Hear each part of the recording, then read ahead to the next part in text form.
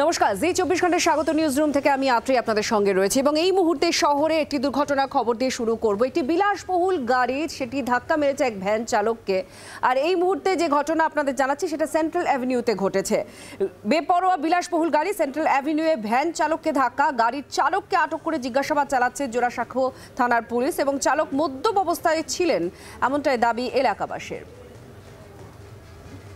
Van চালককে ধাক্কা, আটক চালক, জোড়াসাঁকো থানার পুলিশ জিজ্ঞাসাবাদ চালাচ্ছে এবং চালক মদ্যপ ছিল এটাই দাবি করছেন স্থানীয়রা। বিলাসবহুল গাড়ি ধাক্কা মেরেছে ভ্যানে, আটক করা হয়েছে গাড়ি চালককে। পার্ক স্ট্রিটের বাসিন্দা তিনি এমনটাই খবর পাওয়া যাচ্ছে। মত্ত অবস্থাতেই তিনি গাড়ি চালাচ্ছিলেন এমনটা দাবি করছেন স্থানীয়রা। সেন্ট্রাল অ্যাভিনিউতে এই ঘটনা ঘটেছে। সেন্ট্রাল অ্যাভিনিউয়ে ভ্যান চালককে ধাক্কা মারে বিলাসবহুল গাড়ি এবং এতটাই দ্রুত গতিতে এই গাড়ি যাচ্ছিল যে তার টায়ারের অংশ ফেটে গিয়েছে। একই সঙ্গে যেটা জানা যাচ্ছে যে তাকে আটক করেছে পুলিশ এবং জিজ্ঞাসাবাদ চালাচ্ছে। যে তথ্য উঠে আসছে, পার্ক স্ট্রিটের বাসিন্দা তিনি এবং মদ্যপ ছিলেন চালক এমনটাই দাবি করছেন স্থানীয়রা।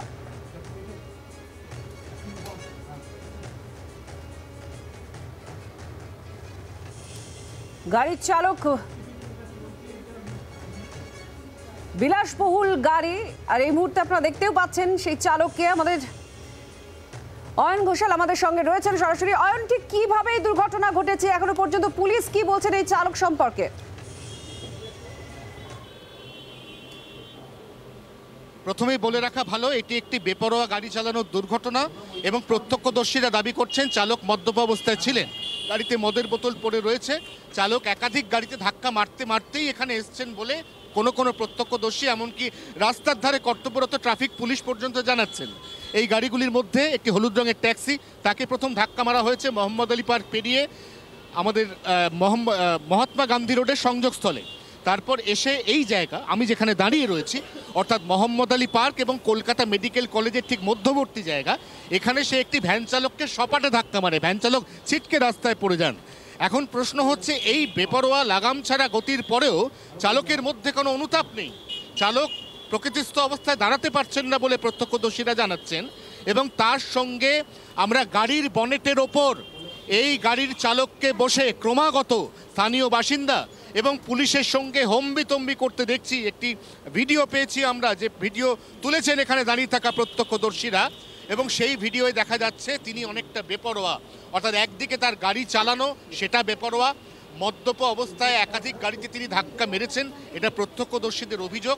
এবং এই দুর্ঘটনার পরেও তার মধ্যে কোনো অনুশোচনা বা অনুতাপ নেই, সেটাও কিন্তু ছবির মাধ্যমে পরিষ্কার। এখন পুলিশের তরফ থেকে কি বলা হচ্ছে? তিনি কোথাকার বাসিন্দা, তার সম্পর্কে কোনো তথ্য? কারণ এই বিলাসবহুল গাড়ি তিনি চালাচ্ছিলেন, বেপরোয়া গতিতে চালাচ্ছিলেন। পুলিশ এই চালক সম্পর্কে কোনো তথ্য দিচ্ছে? চালক অর্থাৎ গাড়ির মালিক, তিনি নিজেই ড্রাইভ করছিলেন। গাড়ির নাম্বার প্লেট উত্তরপ্রদেশের। চালক নিজে দাবি করেছেন যে তিনি পার্ক স্ট্রিট যাচ্ছিলেন। তিনি কোথা থেকে পার্ক স্ট্রিট যাচ্ছিলেন? তিনি উত্তর কলকাতার বউবাজার সংলগ্ন একটি এলাকা থেকে এই রাস্তার উপর দিয়ে গাড়ি চালিয়ে পার্ক স্ট্রিটের দিকে যাচ্ছিলেন। ব্যক্তি এখনো পর্যন্ত থানাতে পুলিশের সাথে চূড়ান্ত অসহযোগিতা করছেন বলে জোড়াসাঁকো থানা সূত্রে খবর। পুলিশ তাকে বেশিরভাগ প্রশ্ন করায় তিনি এড়িয়ে যাচ্ছেন এবং তিনি বারবার বলার চেষ্টা করছেন যে তিনি কোনো প্রশ্নের উত্তর দেবেন না। এমনকি এই যে বিলাসবহুল গাড়ি, এই গাড়ির চাবিও তিনি পুলিশকে দিতে অস্বীকার করেন। শেষ পর্যন্ত রেকার দিয়ে পুলিশ গাড়িটিকে লিফট করে টেনে নিয়ে যায়। এ ধরনের একটি গাড়ি সাধারণত চাবি ছাড়া অন্য কোনো জায়গায় মুভ করা কার্যত অসম্ভব, কারণ এক্ষেত্রে গাড়ির যে সেন্সার, এই সেন্সারগুলি অত্যন্ত দামি হয় এবং চাবি ছাড়া কোনোভাবেই এই গাড়িটি এমনকি রেকার দিয়ে টেনে চাকা গড়িয়ে নিয়ে যাওয়াও কার্যত অসম্ভব হয়ে পড়ে। চাকাগুলি অটো লক থাকে। সেক্ষেত্রে পুলিশকে এই সম্পূর্ণ গাড়িটি তার অসহযোগিতার কারণে এখান থেকে কিছুক্ষণ আগে লিফট করতে হচ্ছে। এই মুহূর্তে জোড়াসাঁকো থানায় গাড়ির চালক রয়েছেন।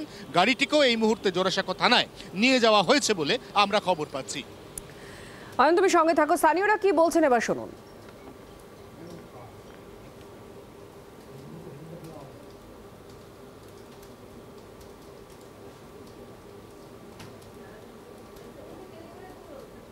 খুব খারাপ ভাষা ছিল, একদম মস্ত মাল খেয়ে একদম মানে যাতা কথা বলছিল, পুলিশকে বলছিল হ্যাঁ এই আছে সেই আছে, যাতা মানে মাল খেয়ে যা হয়। পুলিশ ওকে বার করলে চাবি চাইছিল, চাবি দিচ্ছিল না, তারপরে আমরা ঠেলে গাড়িটাকে সাইড করলাম। ও তো দাঁড়াতেই পারছিল না, এরা পড়ে যাচ্ছিল। আমি গাড়ি স্টার্ট করে ওই পার দিয়ে এই পারে আনলাম। আচ্ছা, গাড়ির ভেতরে মালের বোতল পড়ে আছে। ও তো ঠুকতে আসছিল, কখনো ফুটপাতে মারছে, কখনো কোনো বাসের পেছনে মারছে, কখনো ট্যাক্সির পেছনে মারছে, সব দাগগুলো লেগে আছে। আর যখন এইখানে পাবলিক ওকে প্রথম ধরে, মানে যাতা ভাষা বলছে, বলো অমুক আমার হাতে, অমুক মন্ত্রী আমার হাতে, জজ ব্যারিস্টার আমার হাতে, এক ফোন করেগা আভি আ যায়গা। তার 5-6 জন পুলিশ এসছে বলে ওকে কবজা করতে পারছে, নাহলে চাবি দিচ্ছিল না। বাংলার আওয়াজ, বাঙালির আবেগ, জি 24 ঘন্টা।